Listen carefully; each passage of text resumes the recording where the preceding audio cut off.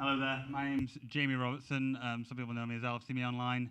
By day, I'm a software engineer, but by night, and at my laptop, I'm a world-class football manager. It doesn't matter who you give me. It doesn't matter if it's Wigan. It doesn't matter if it's even Staley Bridge Celtic. I am the best manager in the world. None of this Pep Guardiola.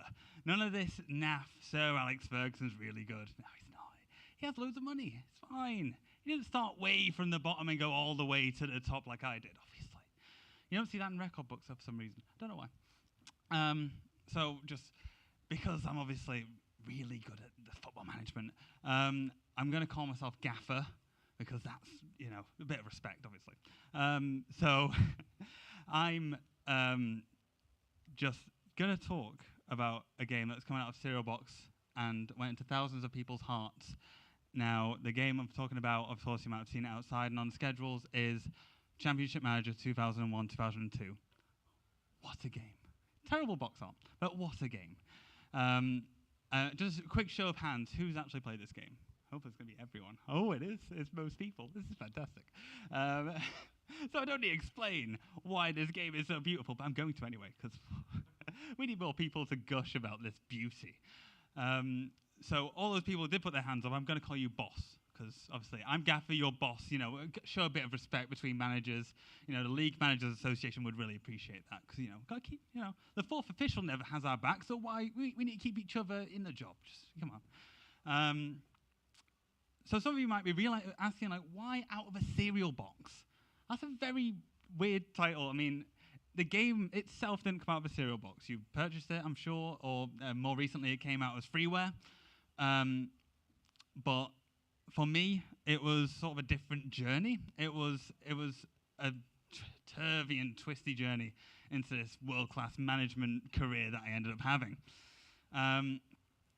Just to take you back to the year 2001. This game came out in the year 2001, so it must have been a fantastic year. Other games came out, Metal Gear Solid 2, fantastic game. Oh, what a beautiful game.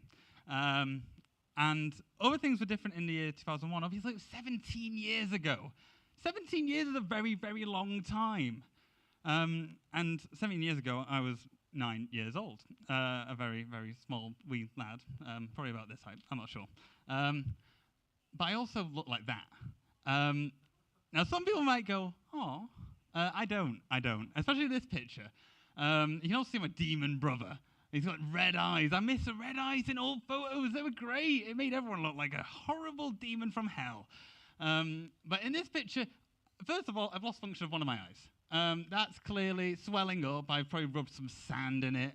I'm wearing a horrible jumper. And also, now I'm not great at biology. I'm not fantastic at biology, but I know how humans are meant to grow. They're sort of meant to grow in a uniform fashion, right? So you start from here, and then you go up uniform. You just slowly expand out, sort of like a balloon. I didn't do that. I instead got giant ears and giant teeth first, which is an unusual way for a human to grow. Clearly, I thought eating is important. I did get quite fat after this, so eating was very important. And hearing is really important. And you can compare my brother's ears, who's 5 years older than me. He's got tiny ears in comparison. I don't know how I managed that. I'm some sort of marvel. So to talk about the actual cereal box itself, this game had a hell of a journey for me because it came out of a Cheerios box. Now, I didn't think I'd be able to find a picture of this, but there's a website dedicated to cereal box art. Someone had time to make that, which is ridiculous. I did spend about 2 hours on it after that, because I was like, this is such a lovely bit of artwork. You can hang them up all over your wall. I don't know who'd do that. But for me, the game came from a cereal box. It came from a box of Cheerios. Cheerios are already great. I mean, they're great on their own, but when they come with a game like this, it was a demo game. And in fact, it had 3 different demos. They had the actual game itself, the quiz, which is a standalone quiz. It's very well made. However, you have to know everything there is to know about 90s football. If you know who the top goal scorer was in 1974 in the English top flight, please tell me, because I don't know. I lose that quiz every time. I was born in the year 1993, so I'm at a bit of a disadvantage, but I still feel like it's brutal. It's so specific. And last but not least, the worst disc, like just objectionably, so it's a tips and tactics disc, which on its own is useless. Because if you have tips and tactics for a game you don't own, what are you meant to do with it? It was just a PDF telling you how to play the game well. I can't play the game. So it was just tactics that you could put into the game and tips in this massive long list. So as a child, I was not very impressed with that, to be honest. But of course, the disc that everyone wanted was the demo game. And because of that, it was difficult to find. You can see that it was see-through. You could see exactly what you were going to get, so people often prioritized. They often made sure they got that demo game, which meant I had to go on a bit of a journey for it. It wasn't as simple as just picking it up off a shelf. You could only find the other two, and they were pointless. So instead, I tasked my dad with this quest. It's quite an underwhelming quest, I'll be honest, to find a free demo disc, but it is a hell of a quest. Because he couldn't just find it. We went to every supermarket and we couldn't find it. However, I had an ace up my sleeve. My dad worked for a supermarket. And what does supermarkets sell?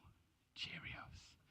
Cheerios can be found in a supermarket. My dad can be found at a supermarket at a certain time. He does night shift. He stocks the shelves. Bingo. One problem, he doesn't stock cereals. It's going to be suspicious if he starts touching the cereals. So, to protect his identity, of course, I'm going to say that he worked for Dansko. Because, obviously, I've also forgot that I had to put my face in there. That's unusual. I didn't actually remember that. But, obviously, that's an anonymous supermarket. No, we don't know where that is. And at Dansko, he used to fill night shift. And he used to do wines and alcohol. He's a really big Scottish man, and he can lift heavy things like wine bottles.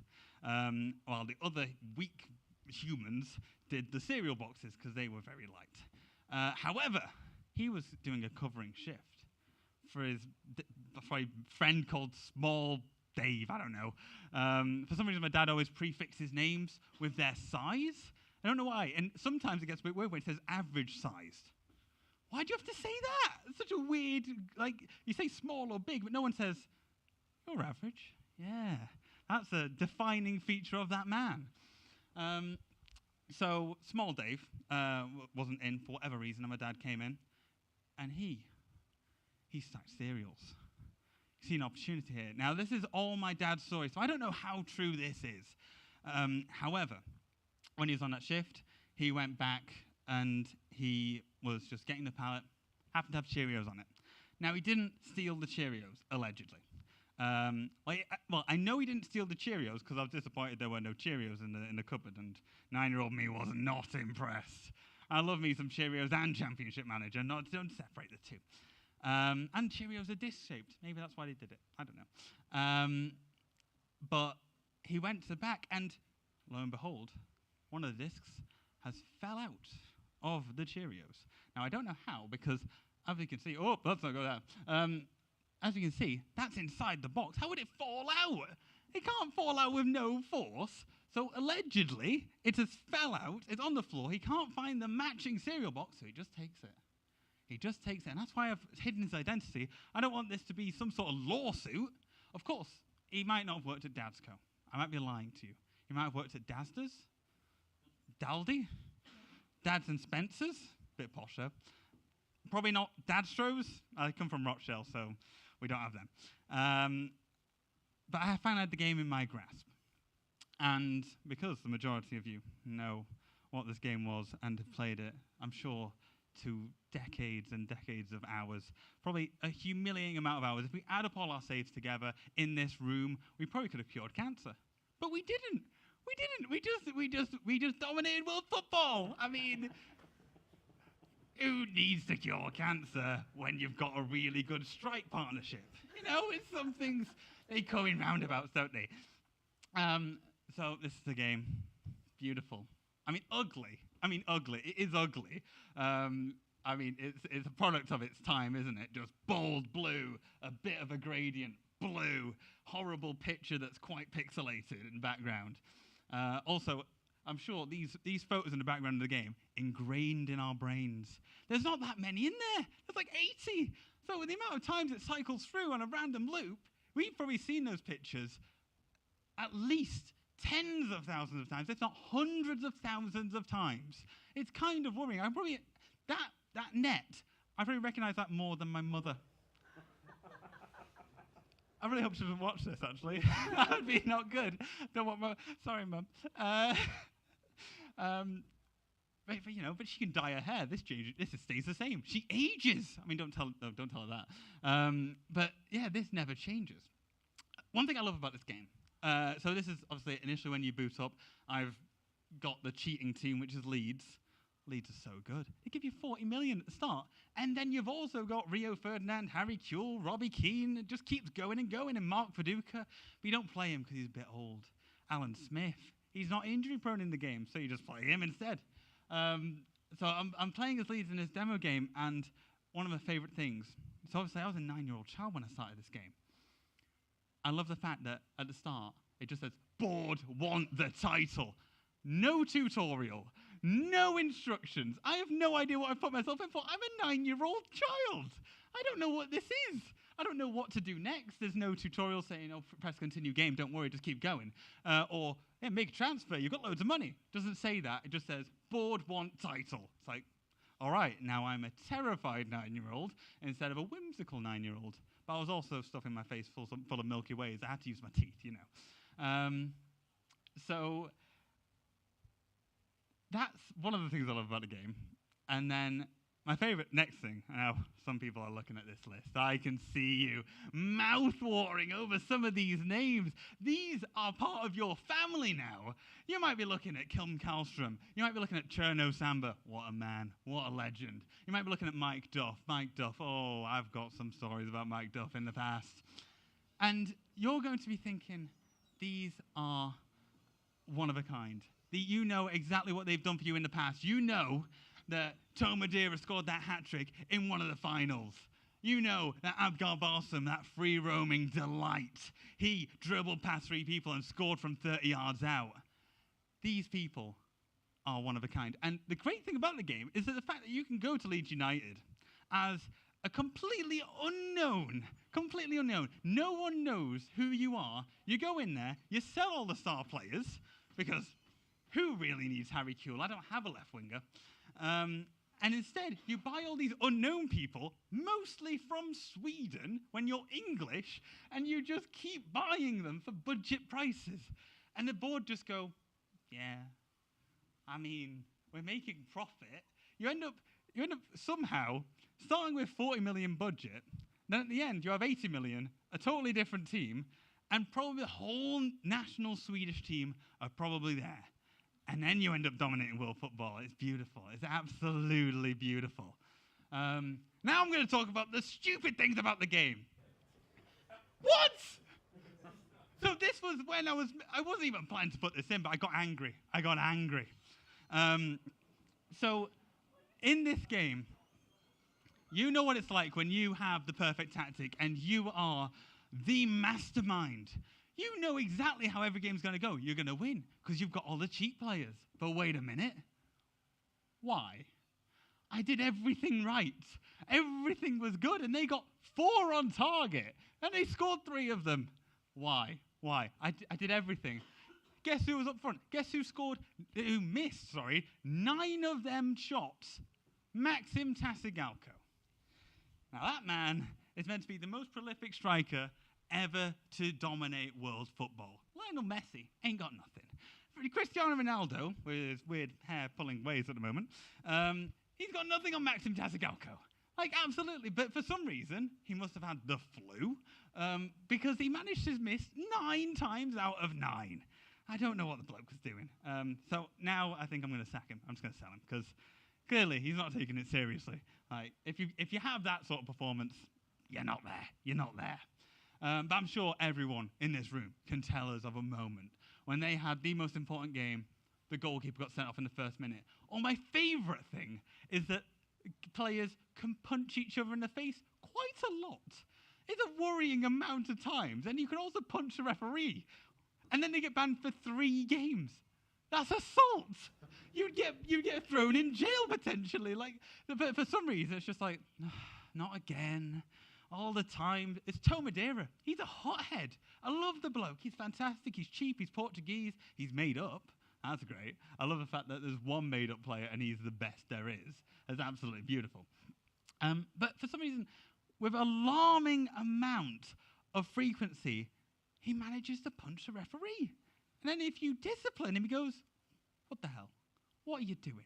I was just playing football. It's like, I didn't even dock you any wages. I just said, don't do it again. And he goes, oh, I'm ballistic. I'm absolutely furious. I'm going to punch you in the face. And then, oh dear. Luckily, I don't simulate the sort of batterings I get from my players. Otherwise, I'd be a bruised mess. So, that word. People don't use that word lightly. The word perfect, especially for video games. Video games are flawed as a concept, right? Everyone has different experiences. Everyone has different tastes. However, I don't care. This game is perfect. I wouldn't change one damn thing about this game.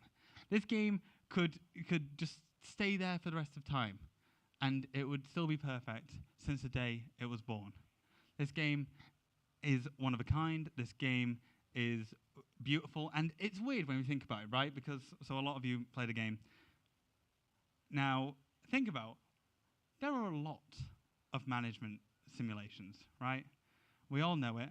You know, there's Football Manager, there's other championship managers, there was LMA Manager, there was Premier Manager, and there's loads of others. On the mobile now, there's loads of them, and we don't even give them a try most of the time. We just sit back.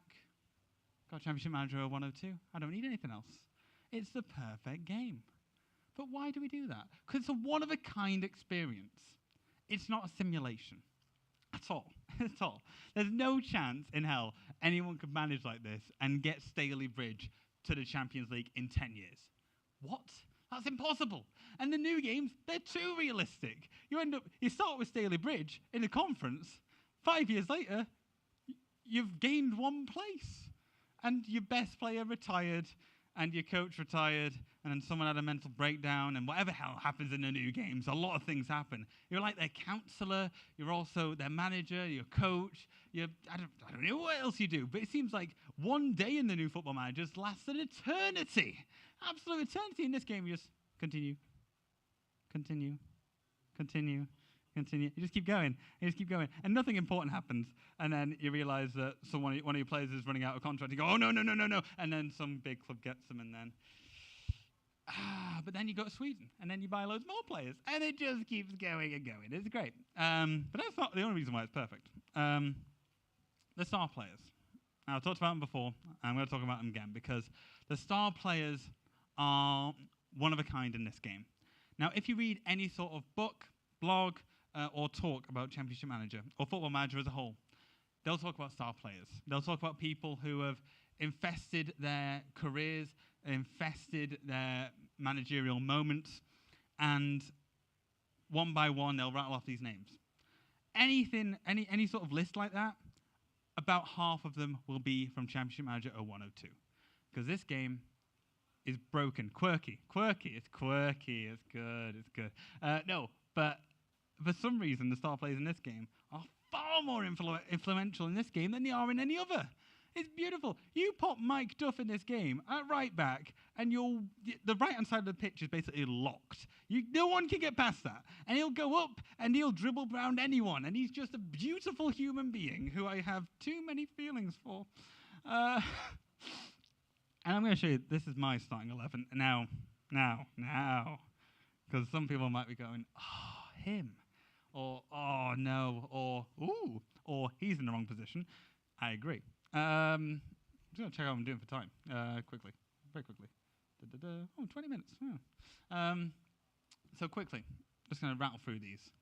Kalkvist, rubbish. Don't bother with him. I put him there because I don't have a favourite goalkeeper. I tried to sign Izakason, but he just wouldn't have it. I was offering him like 40k a year, up from his £900. No, not a year, a week. £900 a week he was on, I offered him 40k and he went, oh, I quite like Sweden. Really? That much? You can barely afford groceries. I don't get it. I don't get the man. Mike Duff. Oh, Mike Duff. You are my sunshine. Mike Duff. It's actually a really good time to talk about Mike Duff because for those who don't know, Mike Duff has recently come full circle in his career. He started at Cheltenham, and in the game he's in Cheltenham, and he slowly worked up the ranks, and obviously he got to the Premier League, I think 3 years ago with Burnley, playing at centre-back, which was such a moment for me. I watched the team sheet come through for Burnley versus Man City, and I just saw Mike Duff, and I went, he's done it. He's done what he was told he would do in the game. He would get to the top. It doesn't matter that he's 34 and a bit rusty. It doesn't matter that he's out of breath every single 10 minutes. He's there. He's there. He's a competent Premier League player, like I knew he was going to be. It was great. I didn't get too emotional at that.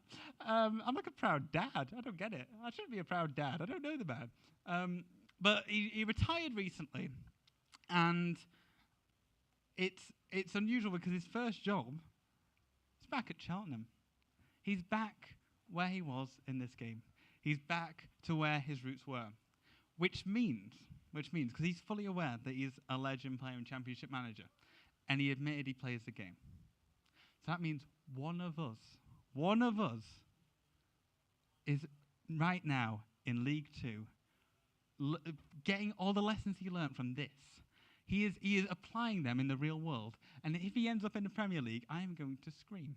Because that means that all of us in this room, we're going to get a job. Because I'm really good at Championship Manager 0102, suddenly that will be the benchmark. We can all be world football. We can be Pep Guardiola. We can be better than them. And in fact, recently, so this is one of my tactics, but usually there's two up front instead, and that's like one of the most broken tactics in the world. 3 in the middle, 4 at the bottom, defensive midfield, 2 up front, right? Recently, I saw Man City line up. This was on their website. This exact formation. I was like, we predicted it. We predicted what would change world football. We are the future of football. Maybe this is a simulation, but we just didn't realize. No one was gutsy enough to actually take our advice. So I got Mike Duff. I could talk about him all day. Next year I'll come back and just talk about Mike Duff, because, oh, so good. Do you know Duff Beer was named after... No, it's not. So we got Jamie Victory. He's just cheap. Just ignore that. He's got 20s sometimes. It's great. Taribo West. Oh, I can see some nods. I can see some smiles. The free agent, the Nigerian superstar, the Nigerian wall. He would stop everything, and he was free. He was free. You could have him in League One, and he'd just be fine. Compared to Andres Isaacson, who would just be like, oh, 40k, I don't care.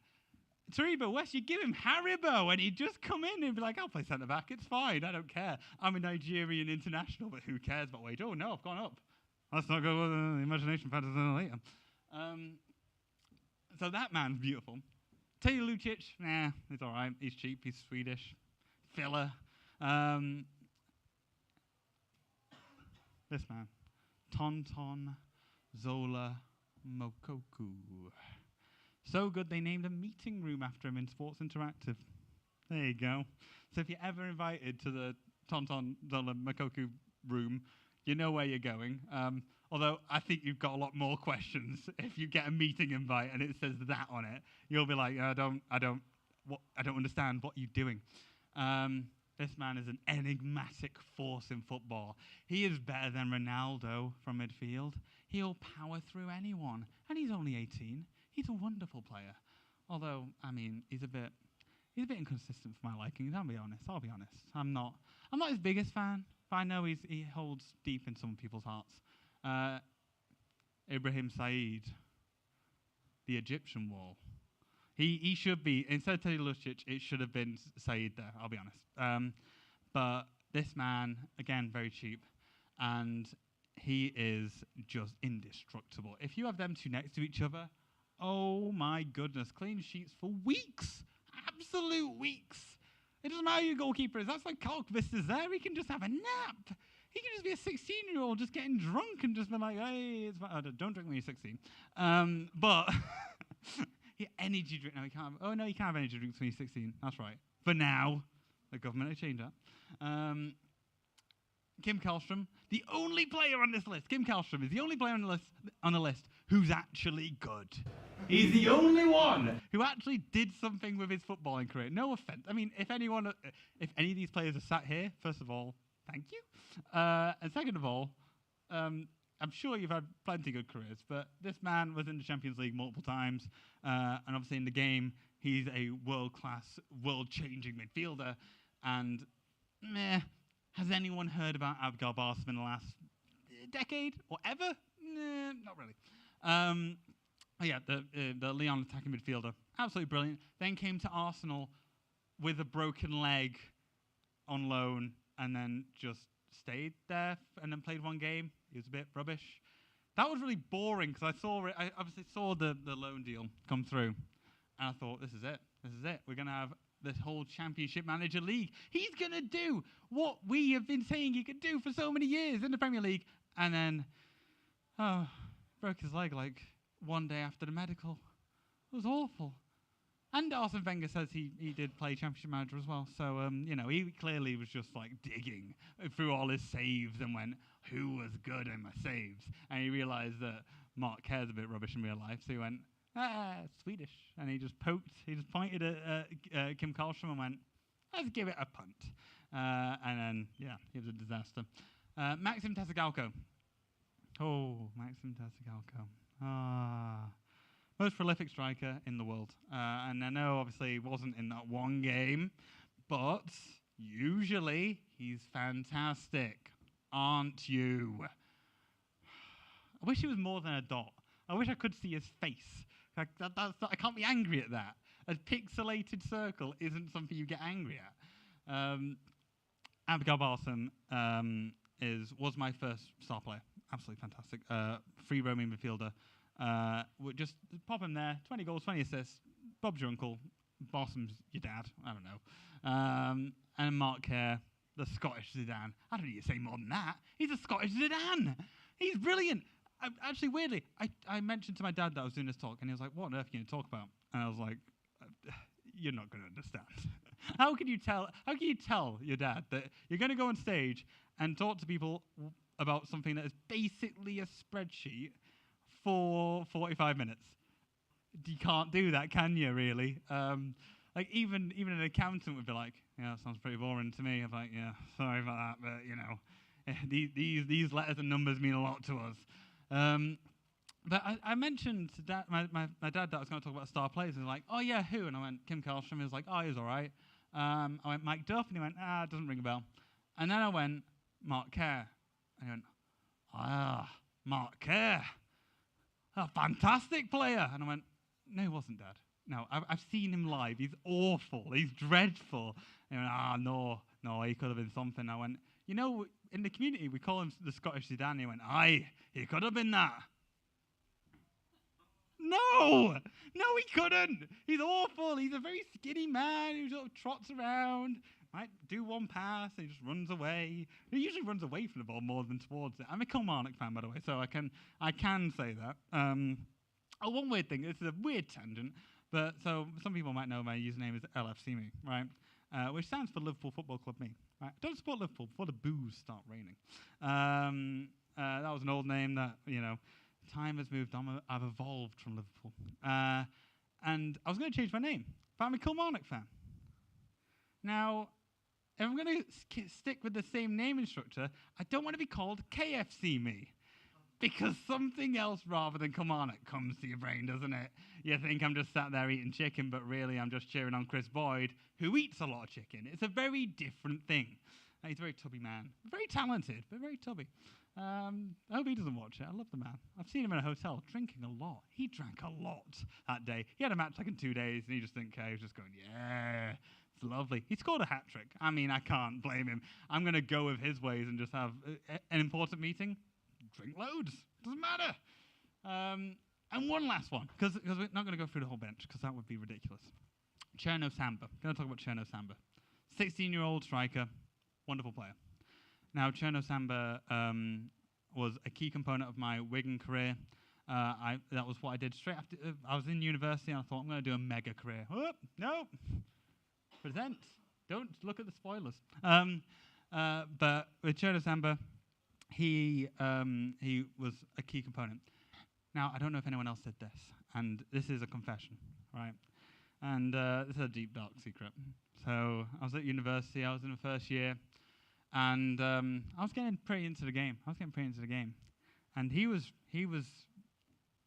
so important to every single thing I did. Now, has anyone ever got a bit too involved with this game? Just a little bit. Just enough where you go, maybe that was a bit too excessive, but it felt good. It felt a bit too good. So this man, he'd often score braces. He scored hat tricks. I thought, I should be celebrating them goals. So I made up a chant on my own in my bedroom with the windows open. I think a lot of people were very confused. Thankfully, I think they just thought I was just a football fan and they didn't know what Cherno Samba was. But the chant was also, it has layers, this. So at the time as well, I was going back into wrestling. And wrestling has theme tunes. And a lot of them are quite catchy. Now this one, it was a banger. It was Fandango's theme. And again, layers. And I'm going to turn away, because I turned away from the screen when I did this. I turned away as if this was some sort of real thing that would be happening in a stadium. And it would go, Samba with Cherno, Samba with Cherno. Why did I do that? Why on earth would anyone do some weird dance, not even looking at their screen? I'm still playing the game at this point. Anything could be happening. People could be sent off. The whole team could be getting injured. I'm turning away from the screen and starting dancing and chanting. What am I doing?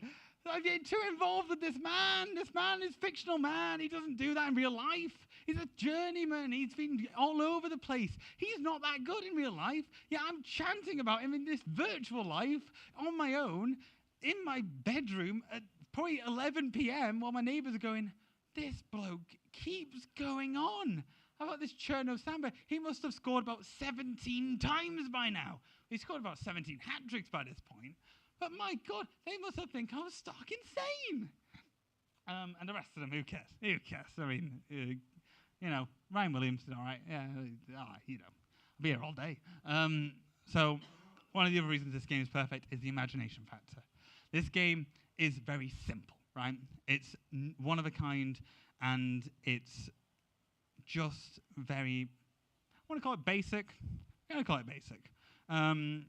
Because I'm just going to quickly have a game running, well, not game running, but a video of a very fast-forwarded game running. Because this game, as we know, is very simple, right? And this is of my youth career that I might actually talk about a little bit later. And what's happening on screen is very simple, right? It's colors, it's text, it's a spreadsheet. Whoa, look at the numbers. The stats screen is so confusing, by the way. I still haven't figured out what most of them three-letter acronyms mean. Like, I know the first lot, and then you press the arrow, and it's like AGR, AGR. What does that mean? I have no idea. As long as if it's high, is it good? I don't know. I'm just going to presume it is. But the game is very simple. It's lists, it's spreadsheets, it's just letters everywhere. It's not very pleasing to the eye, but it works. Now, when I say imagination factor, I mean more so when you're in the game, when you're in the actual matches, because we don't see any of the goals, right? We're not at the point where we can see a 3D match engine like we can with the new football managers. We're not even at the 2D match engine like Championship Manager 4. Yeah, that sounds about right. So we have no sort of context to what is happening apart from the words on the screen. And that is perfect. Because if you read the match reports, I often read the match reports, especially when it says stunning strike. I'm reading up on that after.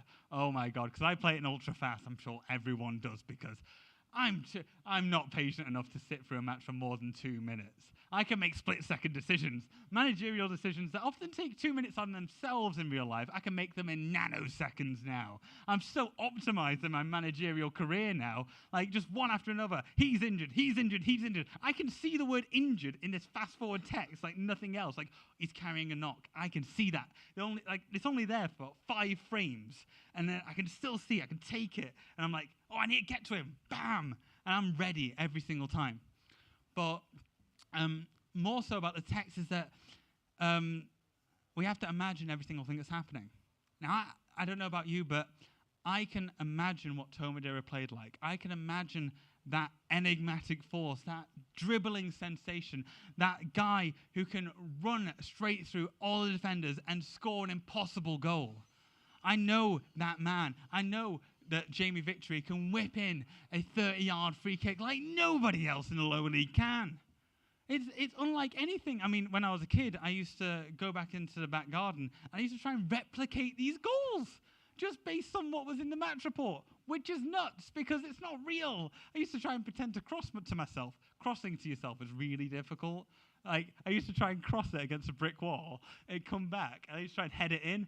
It worked about one time in 7,000 times at that one time. Oh, lordy, if only camera phones were a big thing then, because that would have been on YouTube. It would have been beautiful. I'm useless at football, so, you know. That's why I'm a manager. I'm more of a thinker. I'm more of a thinker rather than a doer. So, yeah. Oh, God, I'm flicking through this really quickly. My God. This is the actual speed, actually. Yeah, this isn't sped up. This is just how quick I am at Football Manager now. Oh, there we go. My God. That would be impressive, wouldn't it? Let's get back to it. Right. Also, stupid things happen in this game, right? Stupid things happen in this game.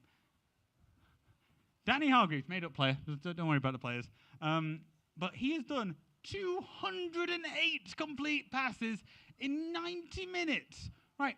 The record in the Premier League, for context, the Premier League record is 166 by Gundogan. What the hell was he doing? It was 0-0. Nothing happened. Also, that's not even the crazy bit, right? John Sward passed 131 times. They clearly were just passing to one another. He's a central defender. He's a defensive midfielder. They were just going, to you. To you. To you, and just kept going. Must have the most boring match of football ever, and also the fact that he's only got 2 key passes. 10% of his passes were actually important. None of the others did anything, and he was the only one who had shots, really, and it must have been the most boring game ever. Also, because he passed so much, he injured himself almost to death. So 36% condition. Like, you should be in a hospital, mate. I think he did actually have, it was suspected groin injury, and I thought, yeah, but you're on 189 passes. I'm not going to take you off, am I? So I just thought I'd leave him on, and, you know, he can stay in hospital for a little while. It's fine. Just take him out of training. He can just chill out, go on the beach. He did a great job doing nothing. Oh, damn. But, yeah, the game has a funny personality. Personality is a weird word for it, but, all the games have their own little weird mini story. This game, useless, pointless. The spectators must have been bored out of their minds. Bradford had 1 shot on target. We had 4. It was just passing. It was just passing, some tackling, 2-4 shots, injury man, hobbling around the pitch with his groin like, oh, please, take me off. Pass. Oh, Danny Hargreaves, you legend. He's up there somewhere, that regen player. I can't wait for the year. I think this is what I did was I went on holiday in the game. I don't know if anyone's pressed holiday mode. It's very exciting. The game plays itself. It's so good. And you can tell them what not to do and what to do. So you're like, don't buy players and don't sell players. And they never re-sign contracts. So the team just slowly descends. So you'll have 50 players at one point, and then you'll be like, oh, come back off holiday. And you come back off holiday, you've suddenly got 14 players. But why did you not keep them on contract? You didn't tell me to, so I just thought I just went, yeah. So you've got no money, because they've all just left. And yeah, it's great. It's great. But because of that, this game is actually in the year 2084, I think. It's very interesting when you get to the year 2084. What a year that's going to be for world football. Hartlepool are dominating. Arsenal are in the conference. Oh, I can't wait for that. It's going to be so exciting. Also, by the way, Luton Town, between the years, I think 2042 and 2062, will win the Premier League every single year. Oh my God. It's such a fantastic way of playing. I think also Club Bruges will win the Champions League about 7 times. And England, we win the World Cup 6 times. Hey, forget this World Cup. We're sorted. It's all going to be fine. And I'm not going to talk about the challenges. I'm going to talk about challenges I've been doing. Now, I don't know if anyone has been on Twitter about Championship Manager, but it's been a hell of an experience doing this. Making these bizarre challenges, because admittedly, the game is a bit easy sometimes. And as I say, you can sort of roll through the game with tactics that you know are going to win with players you always play. So what I did was I took a youth team. Oh, well, I didn't take a youth team. I took a Scarborough, who were in the conference. And I got rid of, sold every single player that I could. And the ones I couldn't, I sort of just left them there and couldn't play them. And every other player had to come from the youth scout or the academy. No other way. You cannot find players by yourself. You cannot do anything of the sort. You have to just go through the youth scout, which means it's a lottery of players. It's beautiful. You want an attacking midfielder? Tough. You're going to get defenders, central defenders, constantly. Or you're going to get left wingers, and you're not going to use left wingers. It's amazing. So it was a fantastic sort of thing to do for me, because like I ended up getting Scarborough to the Champions League final in 13 years, which was superb, and he won, just to clarify. FC Cologne, rubbish, just 2-0. It was a very easy match. We dominated. And then the year after, because I thought, there's more to do. There's more to do in world football. Won the Premier League. And it was unbelievable.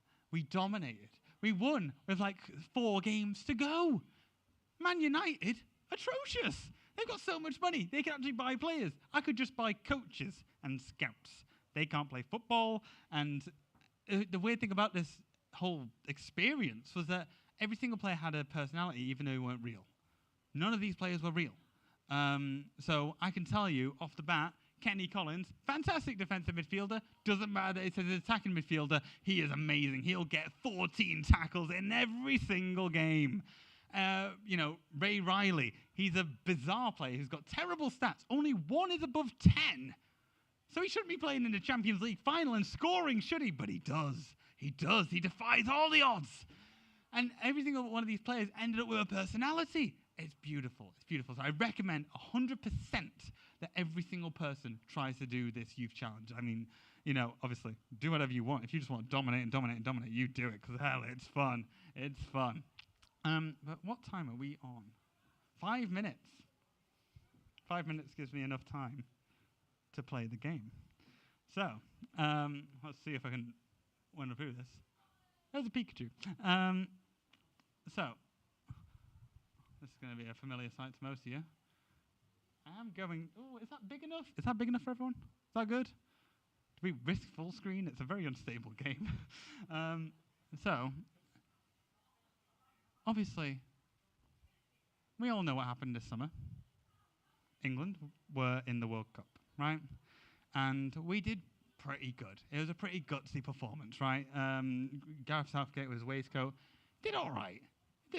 And we got pretty far. There was a few ifs and buts elsewhere, but I'm going to make up for it. The year is 2018 in the game. England are the team in the final against Holland. I don't know why. We're in Montevideo? I don't know how you say that. Montevideo? I don't know. I think it's Brazil. I think we're in Brazil or Ecuador. Somewhere South American. Thank you. Uruguay. That's what I said. Genius. I wish I had something to throw at you as a reward, because that was amazing knowledge. So we're going to play a live World Cup final. Now, none of the players. I'm playing. Oh, it's called Man City still. But I'm playing the actual tactics from the World Cup final because, well, ish. And there's two players that are real in this.